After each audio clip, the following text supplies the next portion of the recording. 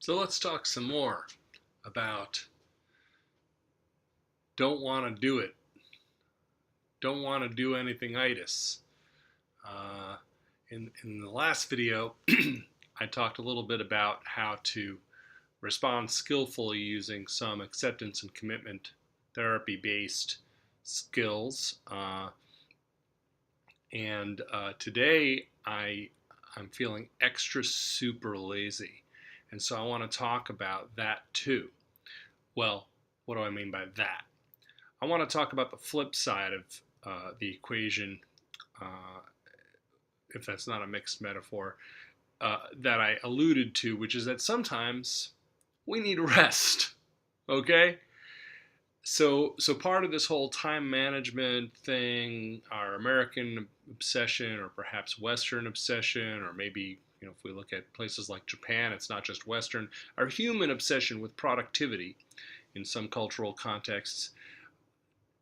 Well, it's not always such a great way to live a satisfying life, and part of it is our neglect of a basic need. It's called rest. It's spelled with an R, followed by an E, S, and T. And it turns out we need this stuff. And some of the science here is interesting that while I don't generally make reference to a whole lot of biological research because its importance tends to be overplayed and overestimated. However, there is a part of your brain under your forehead here called the frontal lobe. And I'm given to understand that this part of your brain is activated when you're shifting gears, when you change your task from one task to another. And the brain in general gobbles up huge amounts of glucose and oxygen and to do its thing. And with nifty modern technology, we can image things like how much glucose uptake is there going on in this general area. And people who really know this stuff well, please feel free to jump in and correct my science, because it's always more complicated than people say.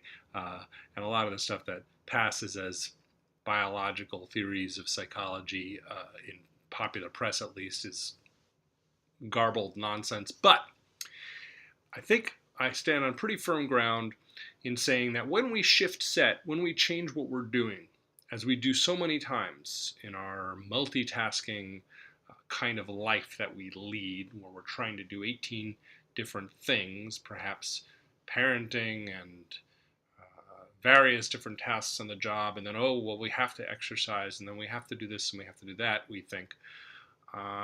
It's all wonderful stuff, potentially, but each time we shift gears, it's tiring. It actually eats up a whole lot of glucose just to change from one task to another. There's an interesting neuropsychological test, and here I can stand on even firmer ground because I have some background here, called the Wisconsin card sort, that looks at one's ability to shift set. I can't go into greater detail without giving away trade secrets, but the basic idea is that for people with injury to this part of the brain, it's even more difficult to shift set, to change one's strategy in response to new information. But it's difficult for all of us, actually, and it's very, very tiring, especially repeated shifting of set as we typically have throughout a day. This is one reason you can go through a day and you feel like, well, what in the heck did I do today? Well, not anything too stupendous. I just did a whole lot of this, that, and the other. Ran some errands. Didn't get a whole lot done in the grand scheme of things. But because you did so many different things, you're exhausted. And this is understandable. And, well, there's great medicine for fatigue, and it's called rest. So let's talk about how to rest. So right now, here I am in my office, and I don't really want to do anything. So, when I don't want to do anything, often, well, I'll make a video.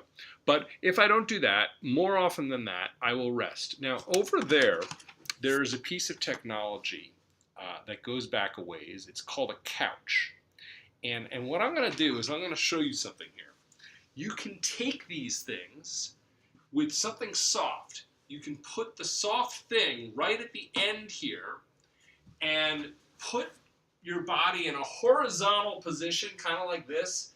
If you can, I can't quite show you, but if you can, put your legs up a little bit, and maybe you can take something warm and put it over yourself like this. Set an alarm in case you start to sleep, because sleep sometimes continues longer than you intended to. And then what you do is you lie here and you don't do anything. Okay? And if your mind is running 1,000,000 miles an hour, what you might want to do is pay attention to your body, sort of just follow your breath a little bit. Notice sensations of contact with the couch. Maybe just notice the colors of the room. If there's a lot of thoughts, just kind of noticing that there's a lot of thoughts and then coming back to the body. If there's something that's specifically worrying you, maybe just making an agreement with yourself that you will indeed be attending to it later. And then just keep doing as little as possible for the allotted period of time, say 10, 15 minutes, whatever it is. And then when you're finished, maybe you have a little alarm. Try to make it something that's not too jarring. When that goes off, buzzes or whatever on your cell phone, what you do is then you pick your body up. I'm given to understand that if you turn on your side, it's more ergonomic. And you pick your body back up, and then you bring your body back to whatever your workstation is, and then continue. And what you might find is that you're more productive than ever, because you rested your body and your brain for a little bit of time. We don't just need rest at night. We need little bits of rest in the day, if feasible.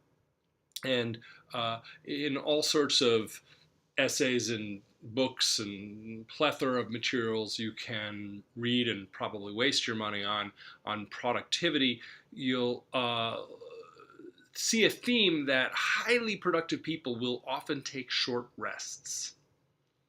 Now, for whatever that's worth, I would say, let me get rid of this that's in my way right now so I can see again. Okay, there we go. I would say if you want to get the most out of life, you probably want to take care of your body. And one way of taking care of your body, mind, brain thing is by resting sometimes. Resting is not necessarily avoiding. Working harder might be avoiding. Might be avoiding the guilt that you experience, whatever unpleasant emotion, sensation, thoughts that you experience when you give yourself a break. You might be avoiding by working harder, and you might be doing the values-based and most skillful thing by taking a little rest. This has been a public service announcement on behalf of Portland Mindfulness Therapy.